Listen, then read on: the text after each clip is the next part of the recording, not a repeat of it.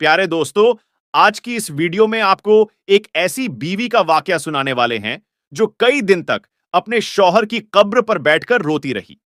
फिर अचानक शौहर अपनी कब्र से बाहर निकला और फिर जो कुछ हुआ उसके बारे में जानकर यकीनन आपके भी रोंगटे खड़े हो जाएंगे। इसीलिए आज की यह वीडियो आप सभी के लिए बहुत खास है। आप इस वीडियो को पूरा जरूर देखें और वीडियो को लाइक करने के साथ चैनल को जरूर सब्सक्राइब करें। प्यारे दोस्तों, हमारे गरीब गांव में एक साजिद नाम का लड़का रहता था, जो कोई खास पढ़ा लिखा तो नहीं था और ना ही उसकी कोई खास शक्लो सूरत थी। इस वजह से कहीं पर भी उसकी शादी नहीं हो रही थी। लेकिन उसकी एक खूबसूरत कजन थी जिसका नाम जरीना था, जिससे वह दिल ही दिल में मोहब्बत करता था। एक दिन साजिद ने अपने घर वालों से कह दिया कि मैं अपनी इस कजिन के साथ शादी करना चाहता हूं। इसलिए फिर साजिद के घर वालों ने इस बात पर जोर दिया तो जरीना ने हां कह दिया और दोनों का निकाह हो गया और रुखसती भी हो गई।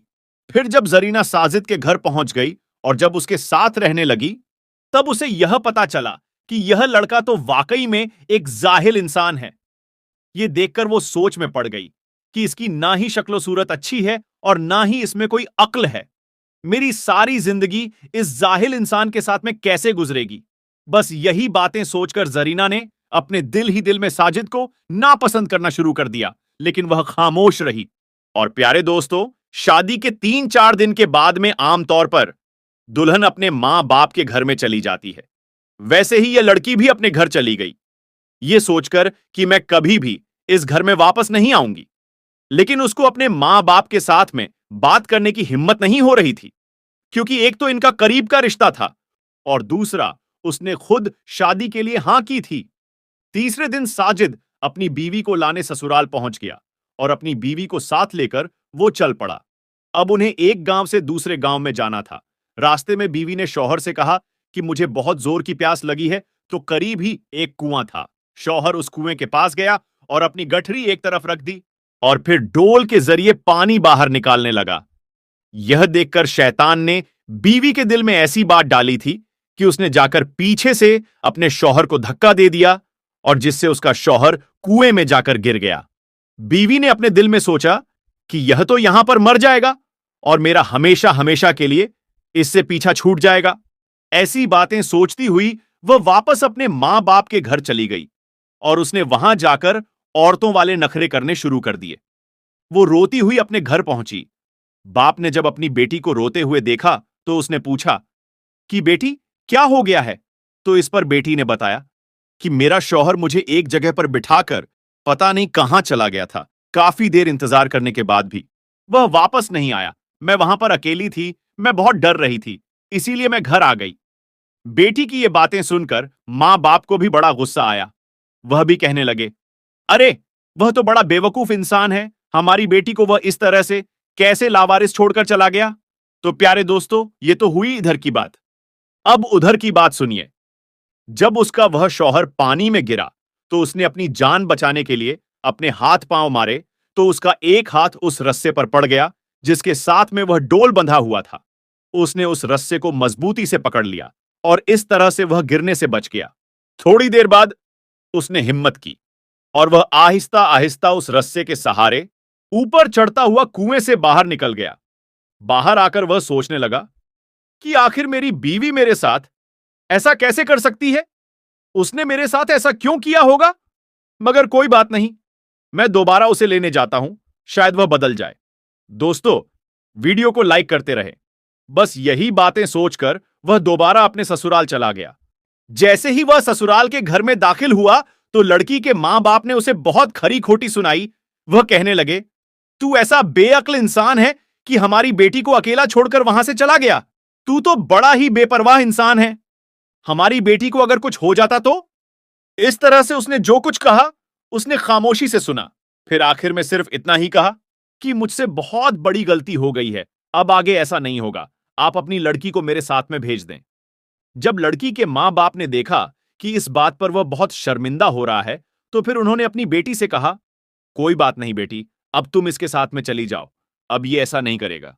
अब उसकी बीवी फिर से उसके साथ तो चल पड़ी, लेकिन उसके दिल में एक बात बार बार आ रही थी और वह सोचने लगी कि अगर यह अनपढ़ है, बेअक्ल है, इसकी शक्ल अच्छी नहीं, पर उसने मेरे मां बाप के सामने मेरे ऐब को छुपाया, इसका दिल बहुत बड़ा है।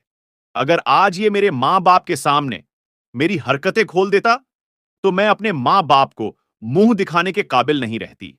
बस इसी बात से बीवी के दिल में ऐसी मोहब्बत पैदा हुई कि वह अपने किए पर बहुत ही ज्यादा शर्मिंदा हुई। उसने सच्चे दिल से अपने शौहर को अपना भी लिया। शौहर ने देखा कि उसकी बीवी अपने किए पर बहुत शर्मिंदा है और वाकई में उसमें काफी तब्दीली भी आ गई थी। इसी वजह से फिर अपनी बीवी के सामने उसने ये बात कभी दोबारा नहीं कही। खैर, उसके बाद उन दोनों मियां बीवी में बेपनाह मोहब्बत ने जन्म ले लिया, और मोहब्बत भी ऐसी कि अब दोनों एक दूसरे के बगैर सांस भी नहीं लेते थे।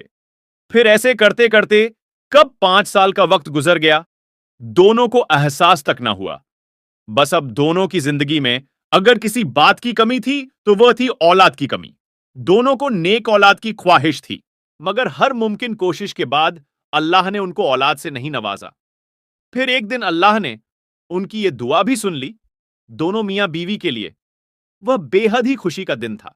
जब बीवी को मालूम हुआ कि वह हामला है, तो उसको ऐसा लगा कि जैसे उसकी जिंदगी मुकम्मल हो गई हो। लेकिन दोस्तों, अल्लाह को शायद कुछ और ही मंजूर था। 6 महीने के बाद एक हादसे में अचानक साजिद का इंतकाल हो गया। शौहर की अचानक मौत से बीवी को गहरा सदमा लगा और उसका रो रो कर बुरा हाल हो गया। उसकी तो पूरी जिंदगी ही उजड़ चुकी थी। उसको ऐसा लगने लगा था कि जैसे वो अब जी नहीं पाएगी। लेकिन उसके जीने की आस उसकी कोख में पलने वाला वह बच्चा था। अब उसको अपने उस बच्चे के लिए जीना ही था, क्योंकि बीवी अपने शौहर की आखिरी निशानी को न सिर्फ दुनिया में लाना चाहती थी, बल्कि उसे परवान भी चढ़ाना चाहती थी। शौहर को फिर गांव के कब्रिस्तान में दफना दिया गया। यह बीवी रोजाना अपने शौहर के कब्र पर जाती और वहां कुरान पाक की तिलावत करती थी। दोस्तों, वीडियो को लाइक करते रहें। अब हर रोज कुरान पाक की तिलावत करना और रोना उसका मामल बन गया था। कोई भी दिन ऐसा नहीं होता जब वह अपने शौहर की कब्र पर ना जाती थी। और इस तरह करते करते पूरे 9 महीने का वक्त बीत गया। तो अब वह वक्त भी आ चुका था जब इसका बच्चा कभी भी अब इस दुनिया में आ सकता था।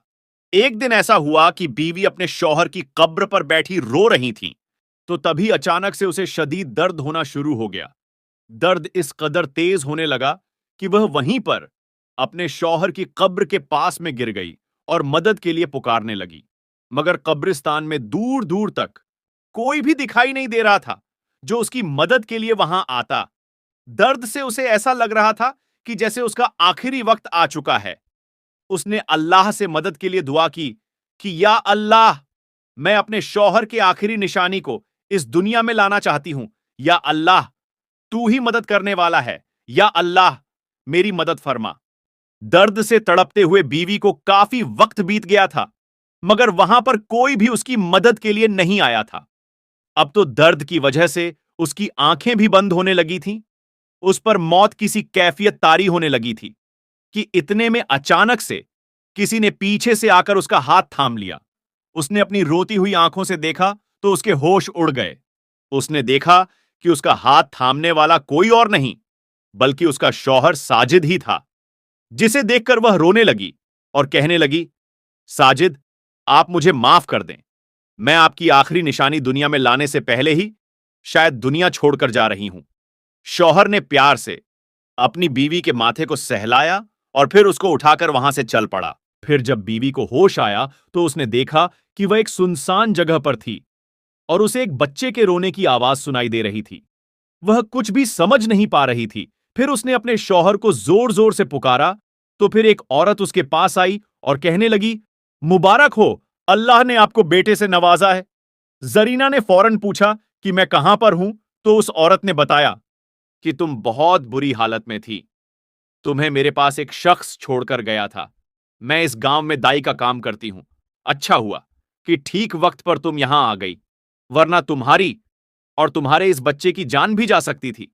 जरीना ने पूछा कि वह शख्स कौन था, तो औरत ने कहा कि उसने मुझे कुछ नहीं बताया, बल्कि उसने अपना चेहरा एक चादर से छुपा रखा था और तुम्हें मेरे हवाले करके पता नहीं वो शख्स कहां चला गया।